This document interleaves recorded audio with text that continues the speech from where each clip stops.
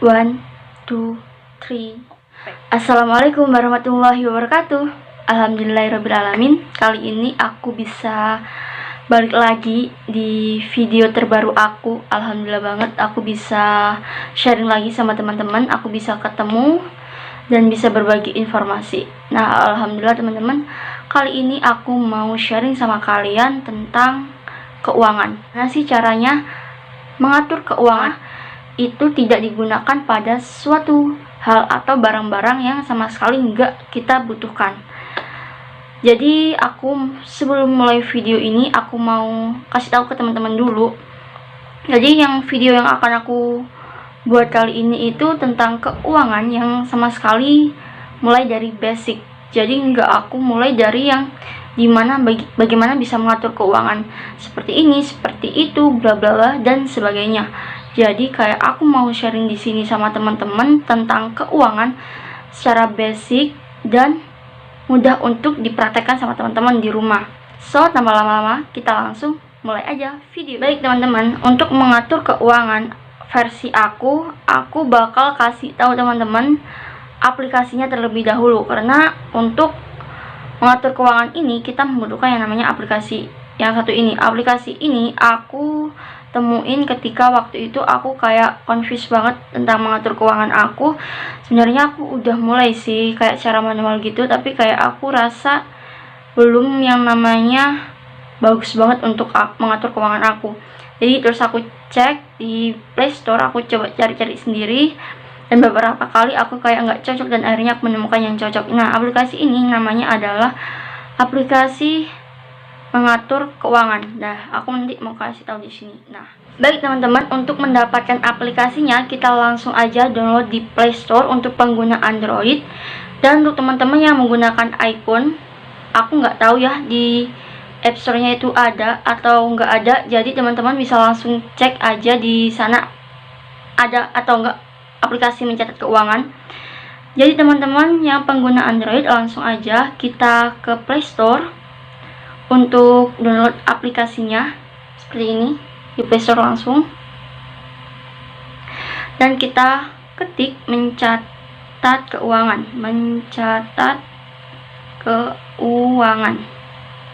jadi seperti ini teman-teman penampakannya. Langsung ini kan ada yang merah nih. Nah, itu adalah aplikasinya yang nanti teman-teman bakal butuhin seperti ini. Terus teman-teman, aplikasi ini ketika teman-teman sudah download, teman-teman langsung aja ke aplikasinya. Untuk saat ini aku udah download aplikasinya ya teman-teman. Terus aku bakal kasih tahu apa aja sih yang bisa kalian dapat dari aplikasi mencatat keuangan ini. Terus itu apa aja sih manfaatnya. Terus bisa sedikit mengatur keuangan kalian dan bisa meminimalisir keuangan kalian. Jadi yang pertama, ketika kalian udah download aplikasi ini akan muncul awalan seperti ini. Nah, ketika itu kalian langsung aja di sini kan ada tombol plus. Nah, tombol plus ini fungsinya kalian untuk memasukkan uang kalian, yaitu ada pengeluaran dan ada pemasukan. Nah, untuk mulainya kita pemasukan teman-teman. Dan di kategori itu banyak banget kan. Ada deposito, dividen, gaji, hibah, investasi, kupon, lain-lain.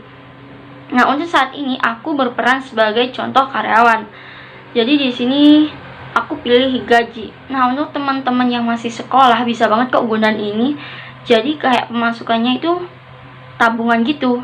Jadi pas kalian dapat uang saku dari orang tua kalian sisain, dan itu bisa kalian gunakan di mencatat keuangan sebagai tabungan. Dan nanti di situ banyak banget kok manfaatnya. Aku mau jelasin yang pertama dulu, oke? Dan di sini aku pakai gaji. Nah, di sini kita bisa isi nominal yang kita dapat dari gaji tersebut. Aku ambil contoh lagi, itu kita ambil contoh gaji yang sering banget orang dapat gaji, yaitu 3 juta. Oke, udah selesai. Di sini ada kotak kosong yang namanya adalah keterangan. Dan di sini aku mau tulis Keterangan di sini adalah gaji bulan Juli, teman-teman. Gaji bulan Juli. Oke, udah aku tulis. Terus teman-teman, jangan lupa untuk disimpan. Nah, disimpan ini fungsinya untuk muncul di halaman depan dari mencatat keuangan sendiri seperti ini. Mungkin di sebelah sini nanti aku bakal kasih screen videonya kok, pasti udah jelas di sini. Dan yang kedua, kita pasti bakal yang namanya terjadinya pengeluaran. Nah, pengeluaran ini fungsinya sangat-sangat kita butuh untuk kita catat. Sebenarnya gini teman-teman, kalau kita nggak catat itu kayak apa ya, sangat disayangkan sekali gitu loh, karena ini sama saja untuk kita bisa mengatur keuangan kita lebih detail lagi. Yang pertama, terus kita bisa tahu uang kita itu dikemanakan sih sebenarnya gitu kan. Kadang terasa uangnya tiba-tiba habis tapi nggak tahu arahnya kemana. Jadi fungsinya pengeluaran ini kita catat, kita jadi semakin tahu uang kita gunakan untuk apa, untuk hal yang penting atau hanya keinginan saja yang cuma-cuma. Oke, langsung aja di pengeluaran sini aku kayak gunakan pada pakaian. Terus aku pakai di sini ada jumlah nominal yang kita keluarkan dari beli pakaian itu. Contoh 150.000. Keterangan beli baju, beli baju dari brand A. Nah, kenapa sih kita detailkan? Kenapa bisa detailkan? Karena kemungkinan kita beli baju tuh banyak, mungkin bisa jadi ya kalau kita suka style banget. Nah, terus kita nggak tahu kan, ada kebetulan ada harga yang sama. Jadi kita otomatis pasti sangat bingung kan kalau keterangannya sama-sama beli baju. Ini beli baju apa ya? Perasaan beli bajuku cuma satu, ya kan? Jadi ini penting banget, kenapa harus kita tulis keterangan kayak di contoh. Beli baju brand A, brand B, brand C, pokoknya kita cat aja, oke? Setelah itu kita kayak tadi kita simpan lagi. Oke, dan ini muncul seperti ini teman-teman yang ada di screen video ini. Dan di situ kalian pasti menemukan yang namanya pengurangan dalam saldo kalian, yaitu yang awalnya 3 juta sekarang jadi 2.850.000. Dan ini sangat berfungsi banget teman-teman.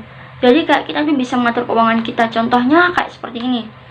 Kayak kita membatasi dalam diri kita untuk beli makanan seperti jajanan. Kita batasin dalam 1 bulan 500.000. Nah, ketika kita tahu nih di pengeluaran kita ternyata uang jajan kita lebih dari 500.000 atau mau hampir mendekati 500.000, berarti kita sudah limit untuk kita gunain lagi. Jadi kita udah stop, tidak boleh gunain, dan kita harus menahan akan untuk jajan lagi, karena memang untuk batas limit kita sudah habis. Jadi dari situ kita bisa mengontrol keuangan kita. Itu sangat penting banget mengontrol keuangan teman-teman. Dan yang kedua fungsinya itu adalah gimana kita bisa di klik ketiga teman-teman. Yang ketiga itu kita klik, nah situ ada namanya grafik teman-teman. Nah, grafik ini fungsinya itu banyak banget. Nah, di sini grafik itu menentukan dari banyaknya pengeluaran kita yang mana lebih dominan. Jadi dominan dalam artian tuh lebih banyak mana sih uang kita gunain dalam keseharian kita gitu. Nah, di sini kan cuma aku pakai di pakaian kan, aku belum kasih contoh yang lain. Aku pakai pengeluaranku waktu bulan Mei ya teman-teman. Jadi di sini aku ada beberapa banyak sih. Mungkin di sini aku nggak kasih keterangannya ya teman-teman ya. Nanti mungkin aku agak blur sedikit ya. Karena memang untuk pengeluaran sendiri aku anggap privasi. Nah, di sini tuh banyak banget sih. Aku udah ngelakuinnya dari tanggal 1 sampai tanggal 31 Mei. Dan di sini teman-teman, aku ada pemasukan 3.205 dan pengeluaranku habis nih 1.533, di mana limitku sebenarnya adalah 1.500. Itu udah limit untuk 1 bulan. Aku sendiri tuh ngekos loh teman-teman ya, ngekos. Jadi 1.500 itu udah limit untuk aku sendiri. Jadi ketika aku udah mencapai angka di 1,5 atau mendekati 1,4 berapa ya, mendekati 1,5, aku bakal stop limit aku secara hemat banget. Jadi bagaimana sih cara mengatur uang kita secara hemat? Nanti kita bakal bahas di selanjutnya. Oke. Dan di sini aku punya uang dari pemasukan aku, sisanya 1.672. Dan ini fungsinya untuk aku tabung ke tabunganku, karena fungsi lagi itu buat kita investasi atau buat kita tabungan masa depan. Nah, buat teman-teman yang pengen banget tahu apa aja sih yang pengeluaranku habis dalam bulan ini, apa aja yang lebih banyak, dominan, terus itu aku belinya itu manfaat banget atau enggak ke aku, jadi teman-teman langsung aja klik di titik 3 itu. Nah, di titik 3 itu teman-teman ada yang menemukan yang namanya grafik. Nah, grafik ini fungsinya sangat-sangat bagus banget untuk teman-teman. So, kita klik di bulan Mei. Nah, di sini uang aku itu sudah ada dalam rincian persenan. Nah, fungsinya dalam rincian persenan ini teman-teman itu memberikan kita secara spesifikasi, secara jelas dan rinci atas keuangan kita dalam 1 bulan ini untuk apa aja.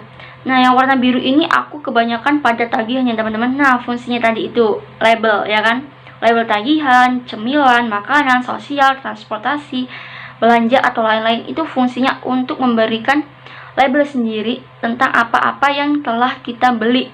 Kan mungkin kalau manual kita kan pasti cuma gini aja kan, kayak di note gitu kan, beli mama ya, beli bakso, beli baju, beli gini, tapi kita kan nggak tahu nih untuk labelnya. Nah, di sini kita sudah diberi fasilitas untuk label, dan otomatis label ini sangat membantu kita. Ada beli cemilan. Nah, cemilan ini kita bisa lihat rinciannya secara jelas teman-teman, nggak hanya cuma label cemilan. Di sini kita bisa klik.